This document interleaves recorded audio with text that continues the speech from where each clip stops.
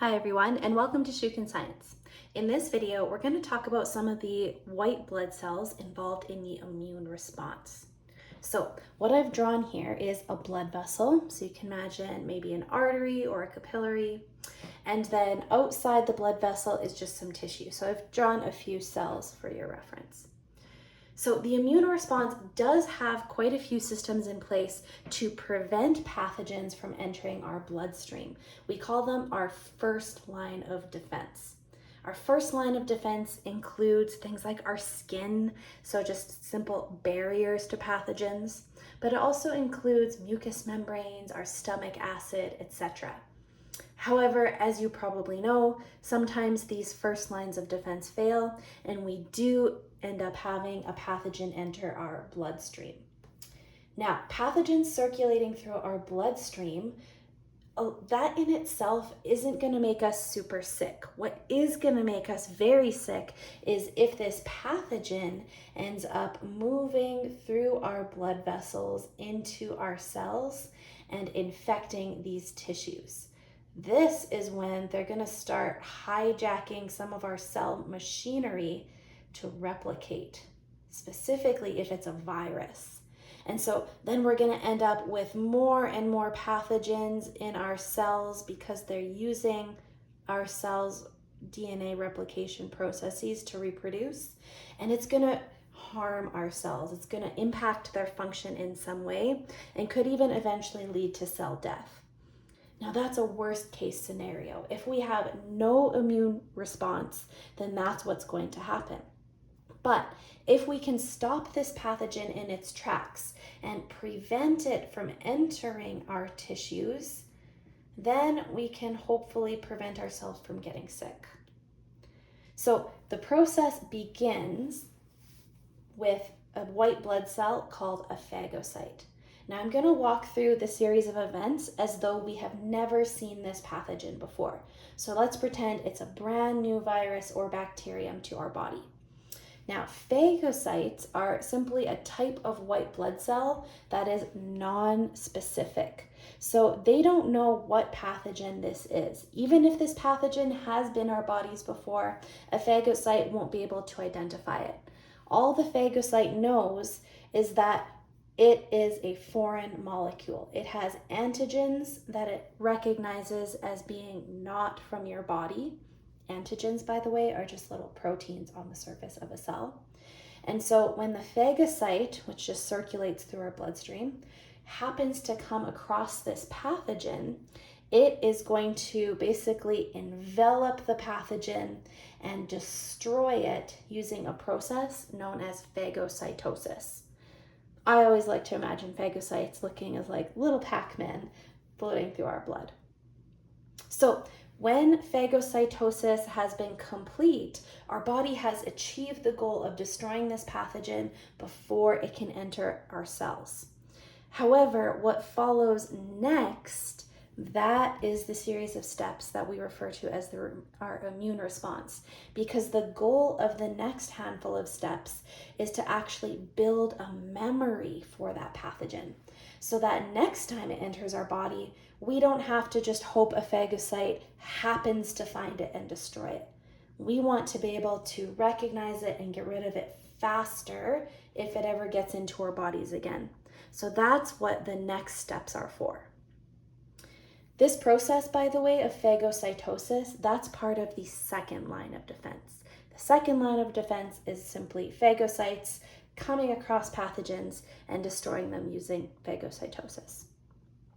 What happens next is called the third line of defense. And like I said, it's going to give us memory so we can identify and destroy this pathogen sooner. So the first thing that's going to happen after the phagocyte has destroyed the pathogen is it's actually going to take the antigen proteins that were on the surface of that cell, and it's going to do something called antigen presentation, where it's going to essentially take those proteins and put it on the surface of its cell.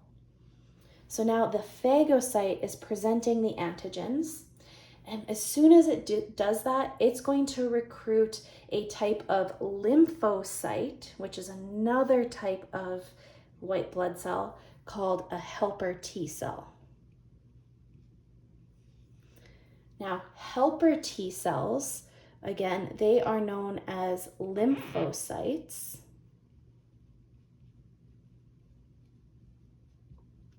And lymphocytes differ from phagocytes. Even though they're both white blood cells, remember, phagocytes are non-specific, whereas lymphocytes are specific white blood cells. They recognize specific antigens. So when this helper T cell, which is just a type of lymphocyte, finds those antigens that have been presented, it's going to bind to them, and then it's going to initiate a big cascade of events. The first thing it's going to do is send out a signal for another type of lymphocyte called a B cell.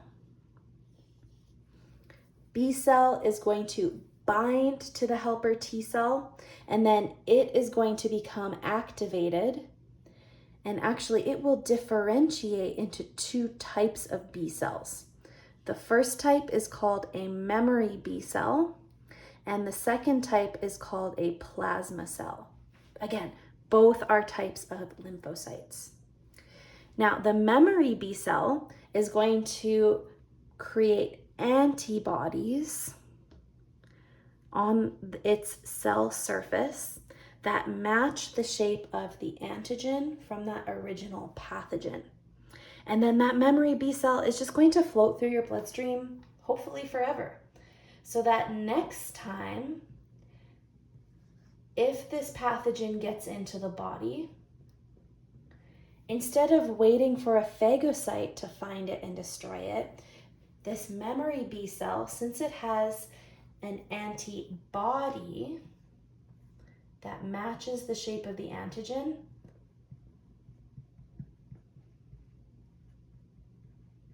it will be able to bind, identify the fact that it is a threat, and then it can signal a phagocyte to arrive much more rapidly and destroy that pathogen faster than it would without that memory B cell. So again, it's decreasing the likelihood of the pathogen moving into our cells and infecting our tissues. Plasma cells are somewhat similar to memory B cells, but instead of producing antibodies on their cell surface, they're basically just a big antibody factory. So they pump out lots of free-floating antibodies. And again, antibodies are just proteins, so they will break down over time, but at least temporarily, now your bloodstream is loaded with these proteins. And again, if this pathogen ever tries to get into your body again, the antibodies, which match the shape of this antigen, will be able to bind and surround the pathogen. And basically they act like little burrs. If you've ever walked through tall grass and you've had burrs stick to your clothing, then you know what I'm talking about. They will bind and just kind of prevent this pathogen from being able to move very quickly. Sometimes they can also send out a signal so that a phagocyte will arrive, but more often than not, they just kind of slow the pathogen down so that when a phagocyte does come around, it can be more likely to destroy it before it moves into tissues. And this gives us memory against this pathogen. So it's more likely that we'll be able to destroy it very quickly next time it enters our system. This is why, if you think about it, you rarely get sick back to back with the same illness. Say if you get the flu, you might be sick for a while, but then you're not likely to get that flu again, say a week after you've recovered. Now, there is one other sequence of events that can happen that is initiated by this helper T cell. Remember, the helper T cell, its job was to call over B cells so that this could happen. However, the helper T cell does one more thing. The helper T cell can also signal the arrival of killer T cells.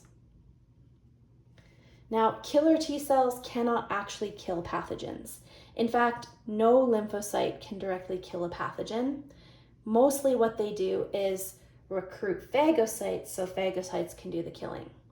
However, a killer T cell can do something interesting in that it can come along and basically poke a little hole in the membrane of one of your cells, and then it can cause the whole cell to die. Now, obviously, it doesn't want to do that to healthy cells, and so a killer T cell works in conjunction with a suppressor T cell. And the suppressor T cell basically just makes sure that the killer T cell never destroys healthy tissue. If, however, the pathogen has made its way into our cells, this killer T cell can just get rid of the entire cell, and that can prevent that pathogen from replicating. It's not going to destroy all the pathogens in our body, but it can at least slow them down so that they can't use our cells to replicate.